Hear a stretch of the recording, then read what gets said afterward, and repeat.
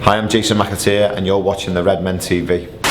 Hello, welcome to Redmen TV. It's time for your daily Liverpool news. 3 stories today, one of them really dominating, well actually 2 of them really dominating Liverpool news, and the third is a little bit, I think the Echo's using it at the minute just to kind of stoke up the rivalry ahead of the game.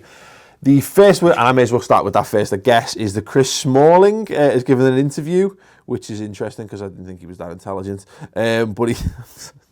There you go, about stoking it up. Essentially, there's an interesting comment here where he basically says it was very doom and gloom, but we didn't have a lot of time to dwell on our mistakes at Anfield. It's about getting our heads right very quickly, and now we turn our attention back to Liverpool. We've slipped up against some of the lesser teams this season, so it's now time for us to step up and give ourselves a fighting chance on Thursday by going out there and believing.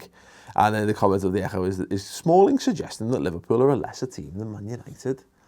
I'll leave that open to interpretation in the comments below. Is Chris Smalling taking the piss?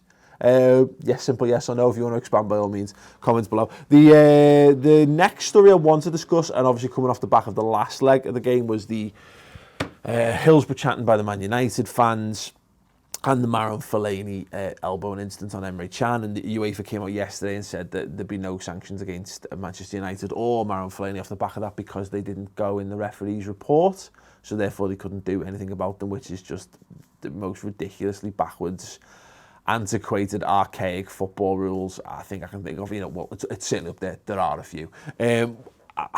What's interesting, Aubrey and I were just having a discussion how a lot of like the mainstream media outlets are not really reporting the chanting side of things. Sorry, Chris is dicking about on Snapchat in the background. Discussing that side of thing, they've mentioned the Fellaini stuff, but I think they're not keen to go near the chanting stuff. Now, what we've done, we've made a focus on the Redmen. There's a video of us discussing it on the Redmen YouTube channel. And over on Ball Street as well, we do a new segment called Club Together, where we're getting fans from other clubs together to discuss the big issues. And we discussed, obviously, is it a time to put an end to those kind of chants there? Obviously, Hillsborough, Munich, and even, you know, really offensive chants aimed specifically at footballers and what have you. Very interesting thing. I also spoke to Robbie Fowler about it as well, so you can check all that out on the Ball Street YouTube channel. Aside from that, again, as always, I want people's thoughts on that in the comments below. I personally, I don't want to stir up too much again before the game. I think it's worth a reminder to all Liverpool fans, particularly those going to Old Trafford, to just be careful, don't be stupid, because there's going to be, I suspect, if Liverpool were to start chanting Munich songs, I think the kickoffs that would surround that could be a major concern. And obviously, I guess there's a Manchester bias in the media to some extent, and whether that's true or not is kind of irrelevant. But given how much Liverpool have kicked off about Man United fans doing it last week, if Liverpool fans was doing it in retaliation, it's just ludicrous at the time. And we said this at the time: draw a line in the sand. It's over. Leave Munich chants where they should be, and you know they shouldn't even be in the past. They should never exist in the first place. They do, but they should be left there. Leave it now. Let it go. If you want to sing things to rile Man United fans up, try the fact that they've got loads of rubbish players, or that they seem to think Fellaini's a key part of their tactical setup. Plenty of good things to take the piss out of Man United without mocking the dead. Simple as that. And on the Fellaini thing, he absolutely should be getting a ban. It's ridiculous. I know Emre Can's been good about it and all that, but I think if that was in the Premier League, I think they'd have gone back and he'd have probably picked up a few game ban for that. But there you go. The last thing, and obviously I say the biggest thing that's dominating Liverpool social media at the moment, is Ian Ayre announced that he will be stepping down from his role as CEO at the end of next season when his contract expires. Now, there's been mass response to this on social media. I think a lot of it, what I'm pleased to see is because a lot of it initially is like, oh, Ian Ayre's rubbish, can't he go now, yada, yada, yada. And I know there's a lot of antipathy towards Ian Ayre, and there's a lot of other Liverpool sites who feel that way and what have you. I don't completely share it, if I'm perfectly honest. And people are asking my opinion, so I'll give me 2 pennies on it, is that the 2 most important things for me, and I think, bear in mind he's got 12 months left, how do Liverpool perform in this next 12 months?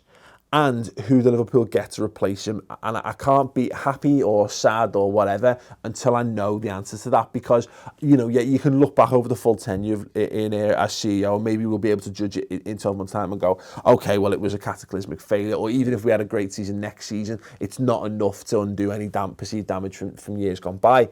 But, you know, ultimately, if Jurgen Klopp takes Liverpool to a league title or back into the Champions League or has back to a good level of success where we expect to be, you can't discount the role Ian Ayre will have had in all of that. And then equally at the end of that, I say the most important thing is that who do Liverpool get to replace him? What's quite interesting out of this, and whether it's just being said for saying's sake, which is obviously a possibility when you look at club PR, is that Tom Werner, I believe this quote comes from, Mike Gordon.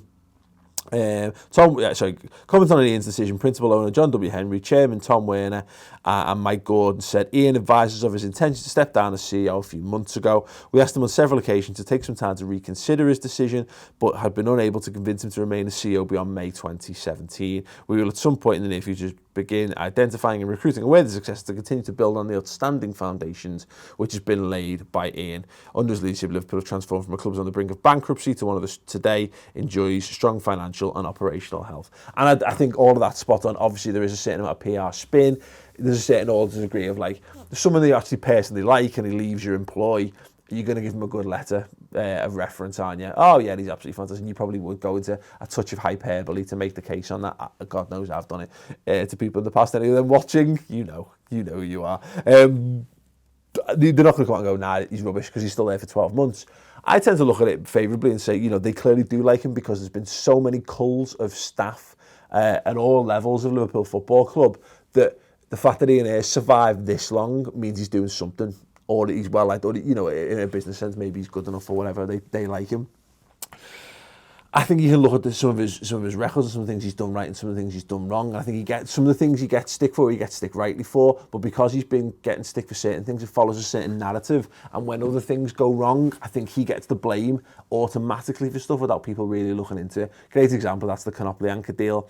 Liverpool, he was blamed for basically for that deal not getting over the line, whereas he got that deal over the line. The Dnipro chairman is a psychopathic lunatic, and if he's watching, please don't murder my family. But you know, that's the way it is, and he decided last minute, nah, you're not having to play, even though the deal was by all accounts done. That's not Ian Ayre's fault, although then you could say, if you don't like Ian Ayre, well, he should have got the deal done a week earlier. Yeah, maybe, but there you go. I think a lot of it's just a game of opinions on that.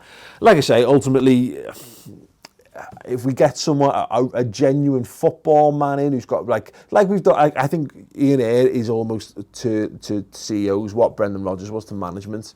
And, you know, he went from the commercial director, he stepped into that role. He's done an admirable job in a lot of aspects of that role. But I think it would be great to get someone kind of like Klopp come in as a football man who's got better football connections around the world, more experience at the top level at that kind of thing, and can maybe help to improve the football side of things, because, you know, it shouldn't be underestimated the work he's done from the commercial side, which has been amazing. But there you go, that's my opinion on it. We'll do more of this on a brand new subscriber show this week called Comments Below XL.